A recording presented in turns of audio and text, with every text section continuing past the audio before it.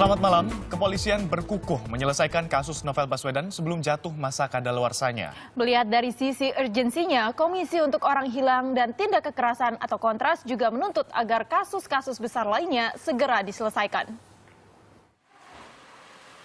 Akhirnya permintaan penangguhan penahanan penyidik KPK Novel Baswedan terrealisasi. Penangkapan yang dilakukan pihak kepolisian Jumat dini hari yang lalu terhadap Novel memunculkan pertanyaan di masyarakat karena mengungkit kasus yang terjadi 11 tahun lalu.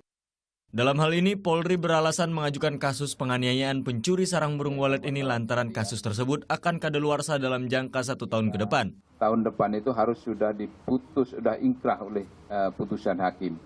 Kalau tidak, nanti akan menjadi persoalan-persoalan hukum yang tidak terselesaikan. Oleh karena itu, kita tadi sepakati bahwa kasus ini kita proses sampai ke pengadilan.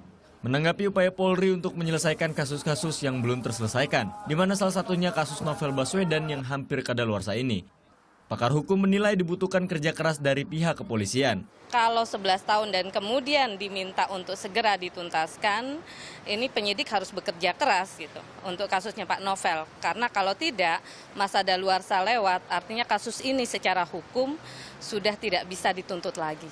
Eva menambahkan masa kadaluarsa untuk satu kasus adalah masa di mana penuntut umum bisa melakukan penuntutan satu perkara dengan batas waktu 12 tahun.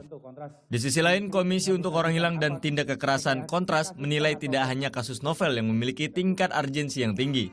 Ada beberapa kasus besar di Indonesia yang juga harus segera diselesaikan, seperti kasus BLBI dan Senturi. Nah, BLBI ini kan sebetulnya kasus yang terjadi di masa pemerintahan Megawati. Nah, sebetulnya ini penting untuk menjelaskan pihak PDIP, pihak pemerintah menyatakan posisinya terhadap kasus BLBI seperti apa. Biar kita nggak ributnya hanya pada kasus Novel Baswedan. Sebelumnya, Novel diperiksa terkait dugaan penganiayaan yang menewaskan seorang pencuri sarang walet di Bengkulu 2004 silam.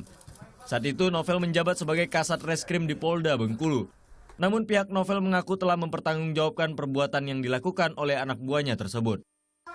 Tim Liputan melaporkan untuk NET.